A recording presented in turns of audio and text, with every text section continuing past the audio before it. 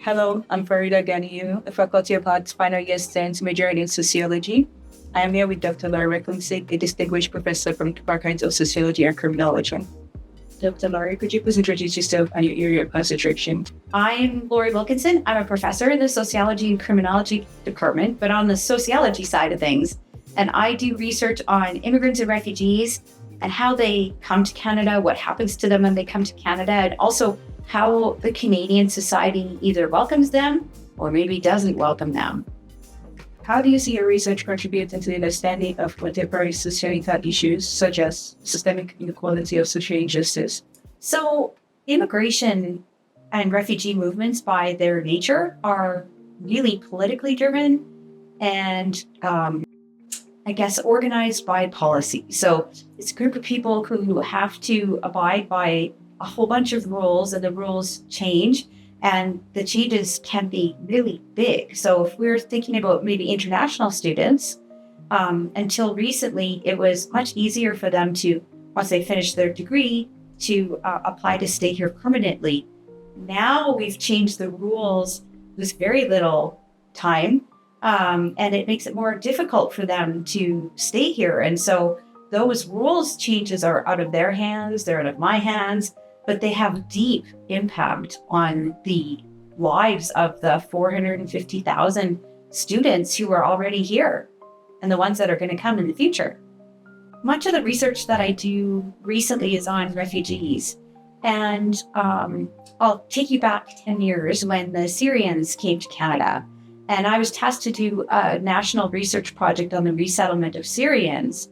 One of the things that we found is that the longer that a refugee stays in a temporary hotel, the longer it takes them to integrate into other aspects of life, like longer time to get a job, longer time to learn English, longer time for their kids to get settled.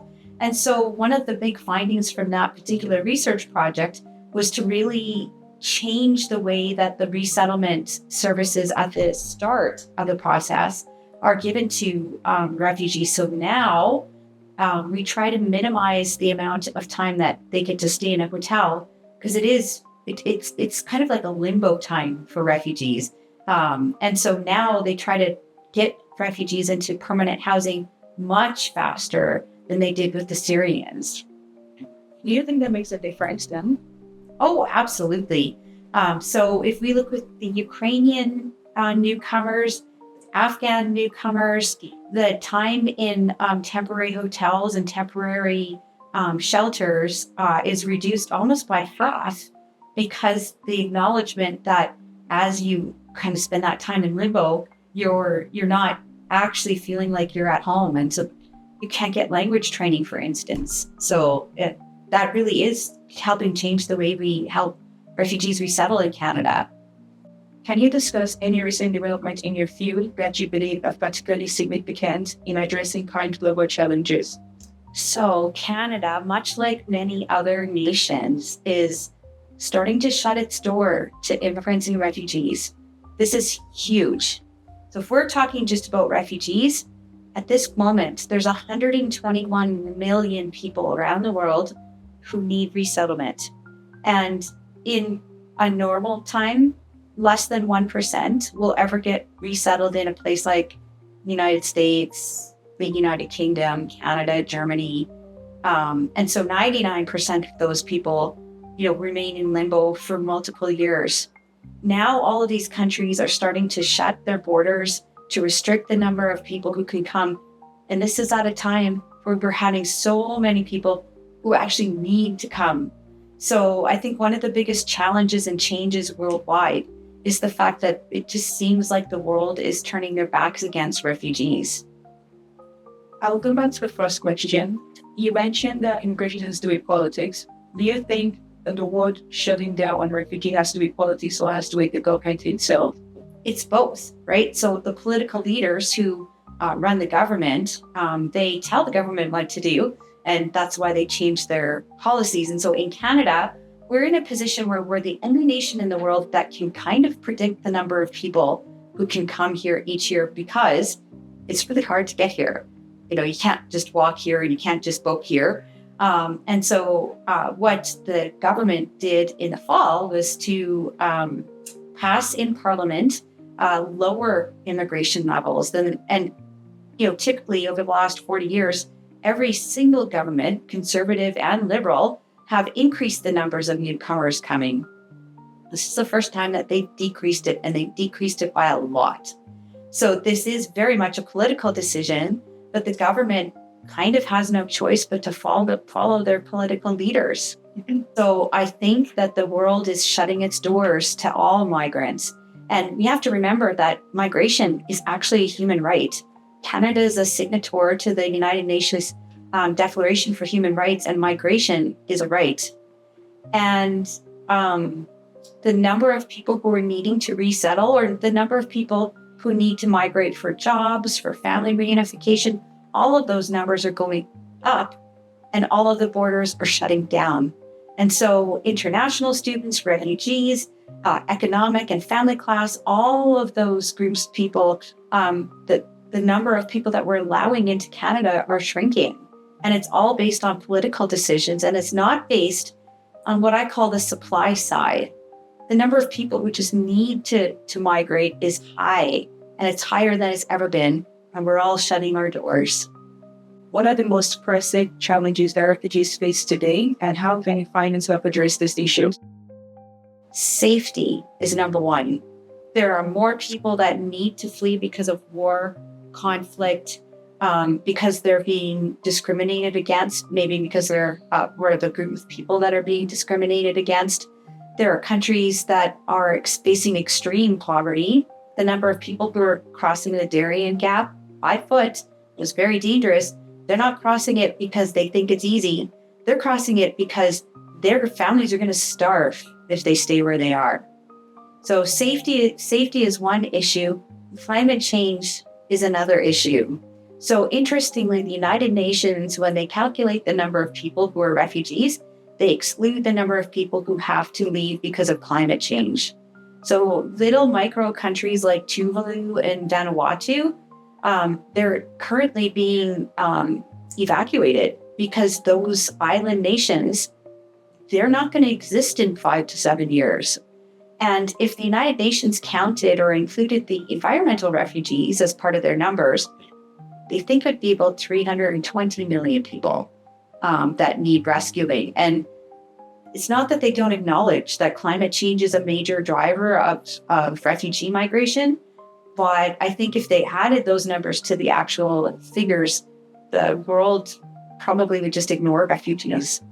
Some might be wondering, Canada has issues of its own: housing, education, healthcare. Do you think Canada has capacity to welcome more immigrants, the refugees? So I am so glad that you asked that question. It's a bit complicated, but I'll give you as short an answer as I possibly can. So in some parts of Canada, they are experiencing extreme issues regarding affordable housing, access to healthcare. And so I think you have to be aware of where that is happening. So if we talk about housing, Manitoba has a housing shortage, but it's not as bad as the housing shortage in Vancouver and Toronto, for instance. So I think the housing issue will be addressed differently in Toronto and Vancouver than it will be in Manitoba. Whereas in Manitoba, actually, when we've declined in the number of international students this very year, and the housing vacancy rate for student housing is actually around 40%. So you have to take into context where we are, but then you have to understand a few other things. One is that the fertility rate in Canada is 1.3. We need to have just a replacement rate in order to stay stable at 41 million people. We need to have 2.1 babies per female, and we're only having 1.3. And what happens when the fertility rate is that low? Well, we have fewer workers, and we have fewer taxpayers, and we have fewer people to provide services. So what's happening is something called the dependency ratio, which would be dependency ratio is the number of young people who are too young to be in the labor market, the number of people who might be ill and can't be in the labor market, and the number of people who are elderly who are retiring out of the labor market. That number is getting higher, which means the tax base is getting smaller. So we let fewer people in, we have fewer people to pay taxes, our tax base gets smaller, and so our services shrink even more. We have fewer people to build houses, we have fewer people to look after us for nurses and doctors, and so that number is shrinking. And so when we turn off the taps to migration, what we're doing is we're turning off the taps to our labor market. And it's something called the gross domestic product will also shrink. And we live in a capitalist society, and capitalism only works when there's profit margins that are increasing. So when we reduce the number of people, whether it's through babies or immigrants, our economy is going to decline as well. And so then more people will become dependent on a smaller tax base. So I think it's the wrong move to reduce the number of immigrants. I think the government needs to maybe allow more immigrants to come to places like Manitoba, maybe encourage people to look outside of Alberta, British Columbia, and Toronto, and to look to the other places that really need immigrants. And I think our politicians and our media also need to stop with their xenophobic comments about immigrants. So immigrants are not the cause of a housing shortage. We've been in a housing crisis for over 40 years. And housing is actually a provincial mandate, not a federal mandate. And the provinces have collectively shrugged their shoulders and done virtually nothing in the last 40 years to address this problem in a way that helps all Canadians. And so shutting off the taps to immigrants isn't actually going to solve this problem at all. We need to do something different. And I'll end by saying international students, just that single group alone, they spend $169 billion, that's billion with a B, in the economy each year. And we have cut back by 40%. That's going to eat our economy. And now we're cutting back on immigration to the tune of 20%. That's going to eat into our economy as well. As we look into the future, what are your hopes for the impact of your research on society, and how do you envision your work evolving in response to emerging labor challenges? So I hope that my research, but I actually hope all the students that I train can do something to make the world a better place when they leave it as when they entered it. So I don't have high hopes as a single researcher, because single researchers, we don't often have that massive impact. Research doesn't work that way. Research works in one person finds a finding and then other people build upon that finding. And I hope that I can contribute to that body of research, not only in terms of growing the academic side of things, but mostly growing practical side of things. So to me, it's nice when somebody quotes your research, but that doesn't get me excited. What gets me excited is when some community organization or an ethnocultural association takes my research and uses it for good. And I want to see more of that. And I want to train more of my students to do that, because that is actually where change can happen and does happen. What advice would you give to students or young researchers who aspire to make a meaningful contribution in the field of sociology and criminology? So first advice I have is listen. Listen to the people around you. Listen to the people that you work with, because you're going to learn from everyone. My mom always told me, you can always learn from the least intelligent person, because even they have something to share with you. And I think too many people don't listen. They just think that they know the answers. And so listening, I think, is number one. Number two is volunteering. So if you want to learn more about migration, or you want to help a group of people, say maybe people who are leaving the prison system, try to volunteer and meet and work with the people and listen to them, because they will tell you what they need. They will tell you what their problems are. The people who work in those agencies will be able to tell you from the front line perspective, here's the problems that I see every day. And if you, as a researcher, you as a student, can target your research towards those problems, not only is your research going to get you like a master's degree or a PhD or even a job as a sociologist, it's also going to help community that you're working with. And I don't know, like we're publicly funded as researchers, so we should be doing more of this research. The research that we do should benefit the communities that we work with. And for me, I let the communities kind of dictate my research questions because, well, I can make up a lot of questions, but they might not be questions that need to be answered right away. But my community partners will sure tell me what the questions they need answered right away.